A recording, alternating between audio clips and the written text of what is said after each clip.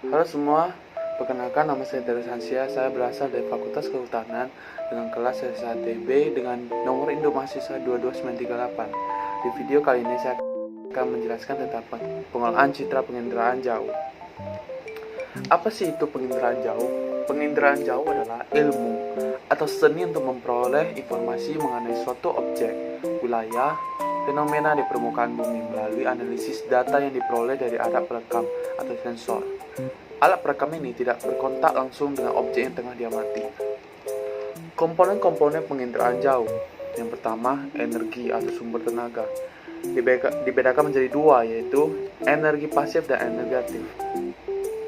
Energi pasif adalah menggunakan energi matahari dalam pengambilan selembar dari suatu objek, memerlukan cahaya matahari secara langsung dan sangat bergantung pada kondisi cuaca. Sedangkan energi aktif menggunakan gelombang elektromagnetik dalam pengambilan gambar dari suatu objek menggunakan gelombang elektromagnetik, sehingga tidak bergantung pada kondisi cuaca dan bisa digunakan kapan saja. Yang kedua, atmosfer diperlukan untuk memunculkan cahaya yang tampak pada gelombang elektromagnetik. Yang ketiga, objek merupakan sasaran dalam penginderaan jauh, contohnya hidrosfer atau biosfer. Yang keempat, sensor, komponen terpenting untuk merekam atau mengambil gambar dari suatu objek. Yang kelima, perolehan data dibedakan menjadi dua jenis, yaitu adalah spasial adalah data yang memiliki referensi ruang kebumian atau gambaran wilayah yang terdapat di permukaan bumi. Non-spasial adalah data yang tidak memiliki referensi mengenai gambaran wilayah yang terdapat di permukaan bumi. Dan yang keenam, pengguna data, seseorang yang mengelola atau menganalisis hasil data citra. Yang ketujuh, kendaraan yang digunakan untuk membuat sensor atau alat perekam. Pengolahan citra satelit. Citra adalah hal yang ranjau.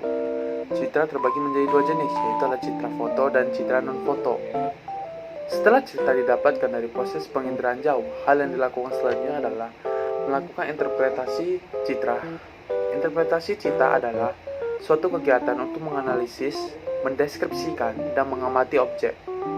Langkah-langkah interpretasi citra yaitu deteksi, identifikasi, ciri spektral, ciri spasial, ciri temporal, analisis, dan dedukasi.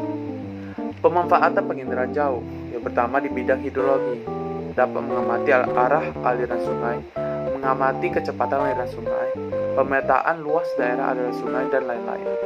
Di bidang meteorologi, dapat mengamati pola pergerakan angin, mengamati iklim suatu daerah, dan juga membantu proses analisis cuaca. Yang ketiga, bidang oceanografi, mengamati gelombang pasang surut, pemetaan potensi sumber daya laut, pemantauan perubahan pantai akibat abrasi atau sedimentasi. Yang keempat, bidang geologi dan geomorfologi, pemetaan daerah vulkanik, pemantauan wilayah bencana, mengamati gerak massa batuan, dan juga mengamati arah pergerakan lempeng.